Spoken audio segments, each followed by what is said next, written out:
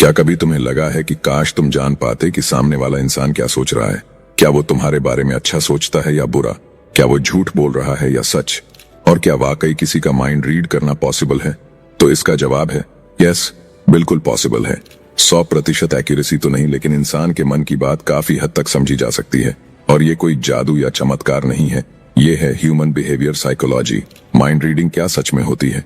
अक्सर लोग समझते हैं कि माइंड रीडिंग का मतलब है किसी के दिमाग के अंदर झांक लेना, जैसे मूवीज में दिखाते हैं, लेकिन असली माइंड रीडिंग कुछ और होती है। ये एक ऑब्जर्वेशन बेस्ड स्किल है, यानी इंसान के body language, facial expression, tone, eye movement और माइक्रो रिएक्शंस को देखकर यह अंदाजा लगाया जा सकता है कि वो अंदर से क्या सोच रहा है या क्या महसूस कर रहा है। जितने भी इस दुनिया में ज्योतिष यानी एस्ट्रोलॉजर्स है या मेंटलिस्ट्स करते हैं, वे किसी जादू से नहीं बल्कि इसी बिहेवियरल पैटर्न से तुम्हारे मन की बात समझ लेते हैं।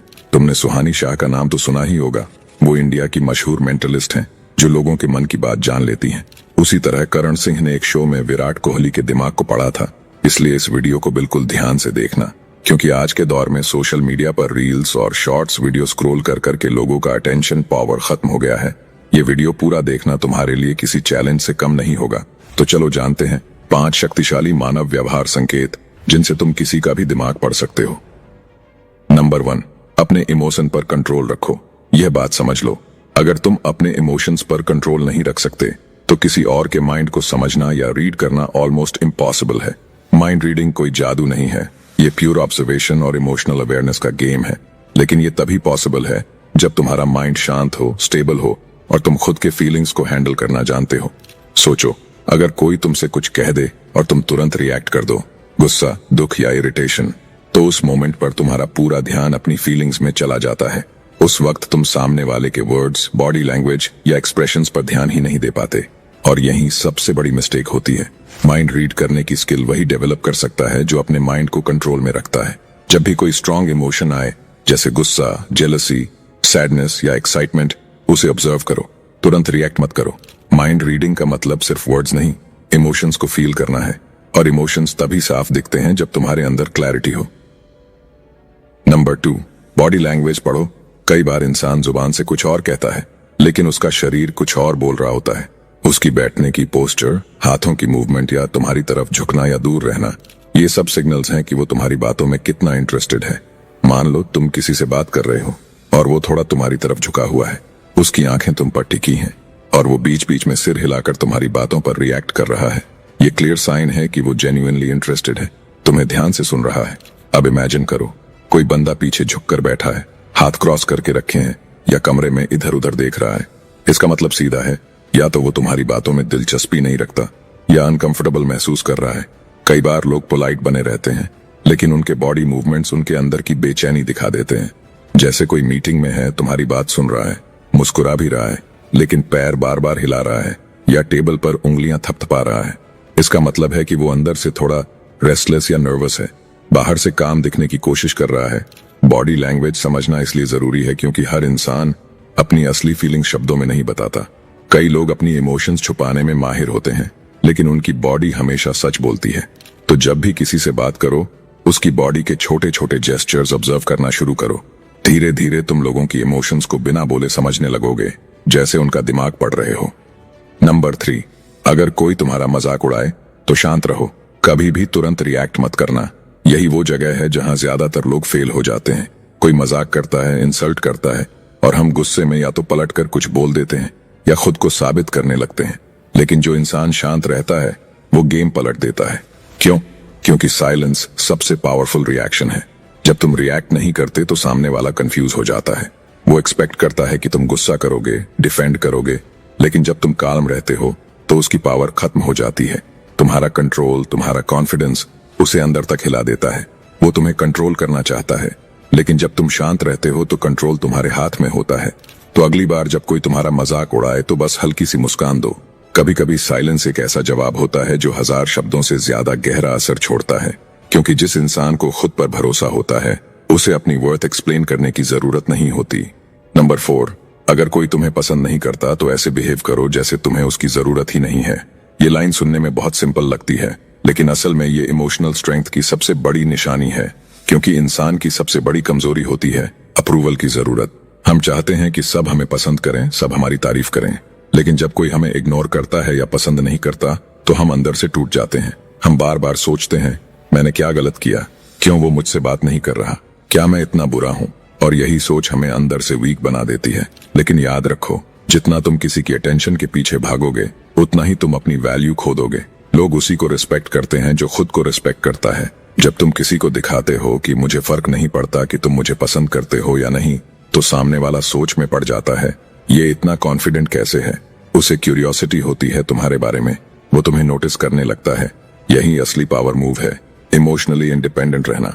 मतलब तुम्हारा मूड या सेल्फ वर्थ किसी और की राय पर डिपेंड ना करे। एक बात याद रखो, जो खुद की रिस्पेक्ट करता है दुनिया उसे इग्नोर नहीं कर सकती, क्योंकि रिस्पेक्ट अंदर से निकलती है। नंबर 5, आंखों की भाषा समझो। आईज नेवर लाई। कहते हैं ना, आंखें झूठ नहीं बोलती, और ये बात 100% सही है। किसी की आंखों में देखकर बहुत कुछ समझा जा सकता है, उसका आत्मविश्वास, डर, झूठ या इंटरेस्ट। अगर कोई इंसान तुमसे बात करते वक्त लगातार आई कांटेक्ट बनाए रखता है तो ये उसके कॉन्फिडेंस और जेन्युइन इंटरेस्ट की निशानी है। वो चाहता है कि तुम उसे सुनो और वो तुम्हारी बातों को सीरियसली ले रहा है। लेकिन अगर कोई बार बार नजरें झपका रहा है या आंखें इधर उधर घुमा रहा है तो इसका मतलब है कि वो नर्वस है, कुछ छिपा रहा है या झूठ बोल रहा है। फिर भी हमेशा याद रखना कि हर बार नजरें चुराना झूठ का इशारा नहीं होता। कई बार इंसान शर्मीला होता है या रिस्पेक्ट दिखाने के लिए सीधा नहीं देखता। कॉन्टेक्स्ट बहुत जरूरी है। उदाहरण के लिए, किसी इंटरव्यू में कैंडिडेट अगर थोड़ा नीचे देखकर बात कर रहा है तो शायद वो नर्वस है लेकिन डिसऑनेस्ट नहीं। वहीं अगर कोई बहुत ज्यादा सीधा देखकर ओवरली कॉन्फिडेंट बिहेव कर रहा है तो वो फेक डोमिनेंस दिखाने की कोशिश हो सकती है। कल्चरल डिफरेंसेस भी ध्यान में रखो। हर कल्चर में आई कांटेक्ट का मीनिंग अलग होता है।